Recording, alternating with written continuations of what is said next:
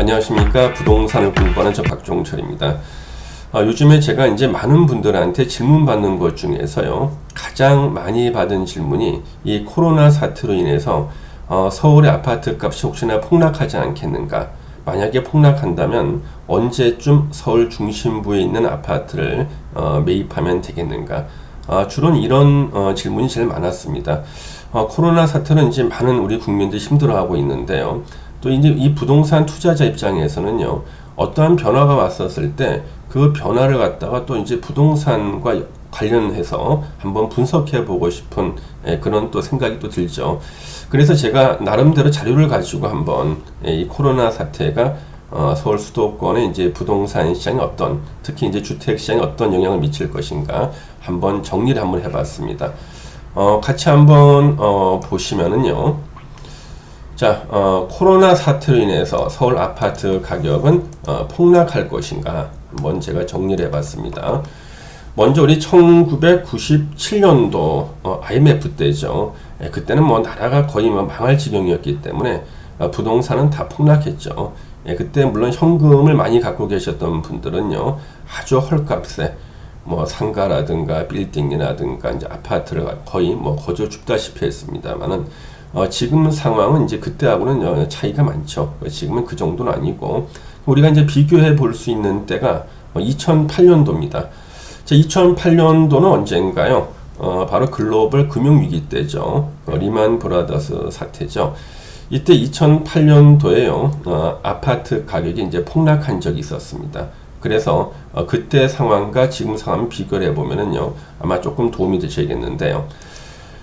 그때는 이제 어떤 상황이었냐 그러면요, 2008년도 상황 한번 분석해 보면은요, 2005년 말부터요, 서울에 특히 이제 전국적으로 아파트 값이 많이 올랐습니다만, 특히 이제 서울에서요, 주택 가격이 이제 폭등을 했죠.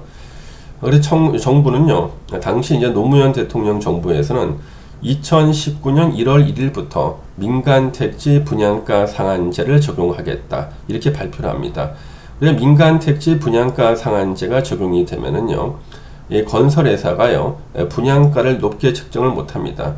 다시 말하면 건설회사들의 이제 수익이 줄어드는 거죠.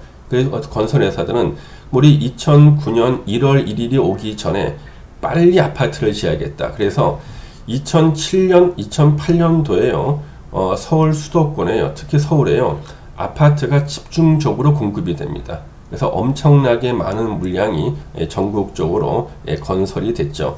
그래서 2009년도에요, 미분양 주택이요, 16만 세대가 넘게 발생했어요. 그래서 당연히 2008년도는요, 아파트 가격이 폭락할 수밖에 없었습니다. 그래서 정부가 이제 2019년 212 대책이라 그래서요, 2월 12일 날 폭락하고 있는 아파트 가격을 잡기 위해서 이제 대책을 내놨죠.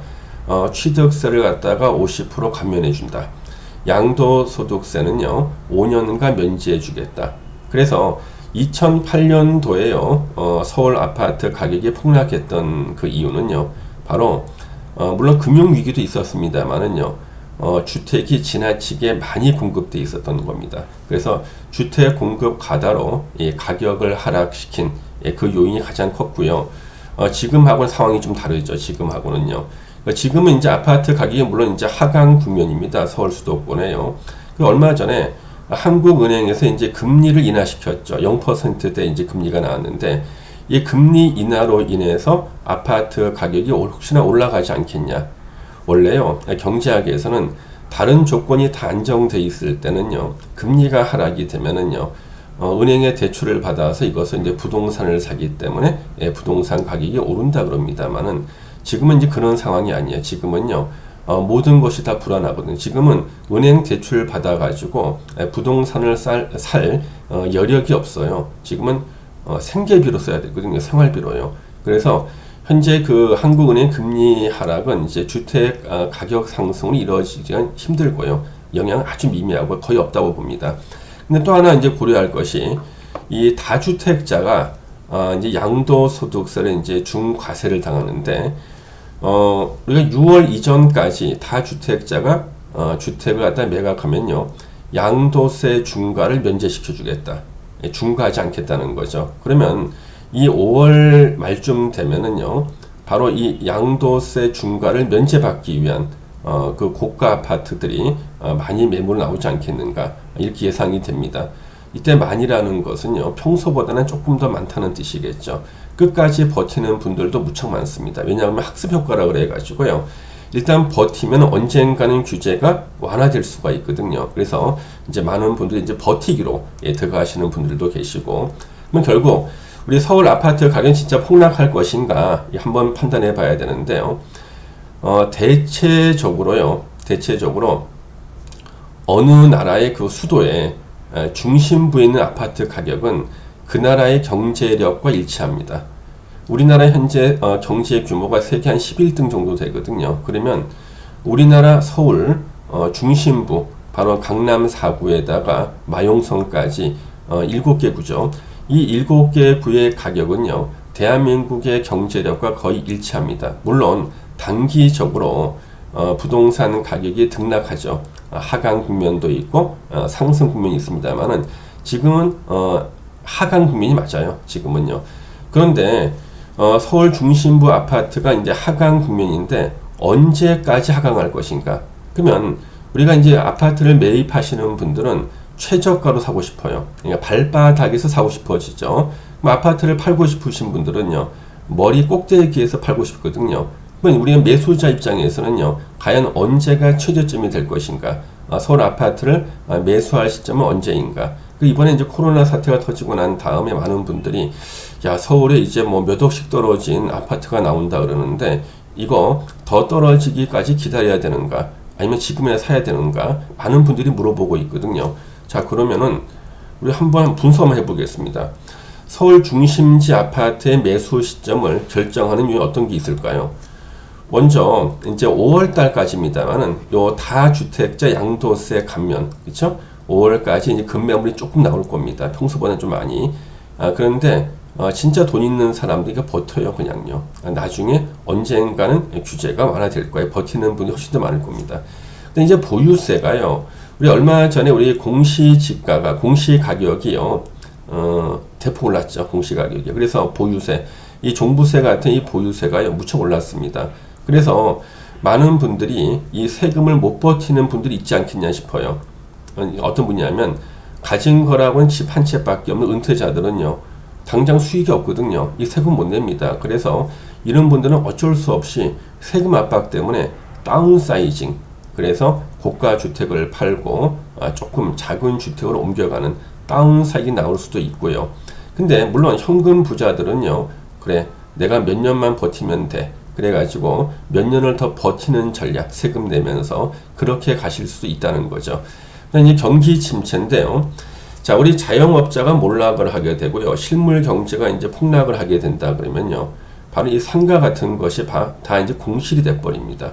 상가 공실로 인해 가지고 소득이 감소하고 그때는 전반적으로 아파트 가격 상승이 꺾여버리죠. 하락 국면에 접어들게 되는데, 문제는요, 최근에 아주 재밌는 뉴스가 있었습니다.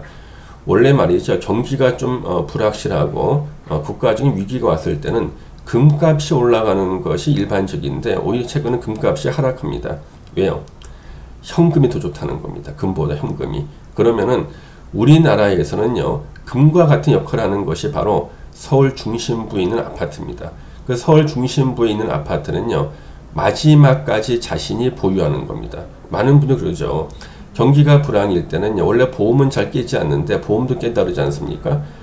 보험은 먼저 깹니다. 그리고 보험을 먼저 깨고 끝까지 가지고 있는 게 서울 중심부에 있는 아파트거든요. 이거는 웬만하면 매물로 안 나와요. 그래서 지금 현재 일시적으로 서울 중심부의 아파트 가격이 하락하고 있습니다만은요, 더 중요한 것이 있어요. 이 더 중요한 게 뭐냐 그러면 바로 주택 공급이죠. 자, 그러면 만약에 이 주택 공급 변수가 없다 그러면 서울의 아파트 가격은 조금 더 하락할 수가 있는데, 하락세를 멈추게 하는 요인이 올해는요, 서울에서 아파트 공급이 한 4만 세대가 좀 넘어요.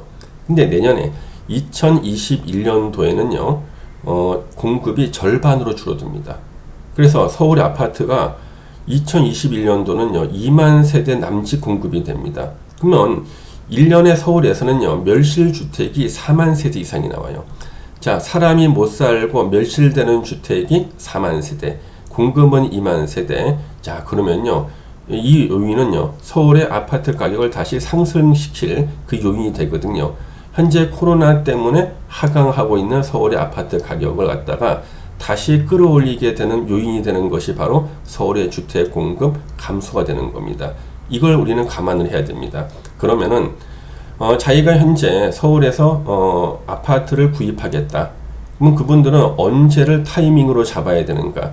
1차적인 타이밍은요, 코로나가 한 4월이나 5월 초 정도에 잡힌다는 전제하에 5월 말이 되겠습니다. 이때 5월 말은요, 이제 양도세, 다주택자 양도세 중간을 면제시켜주는 시기죠.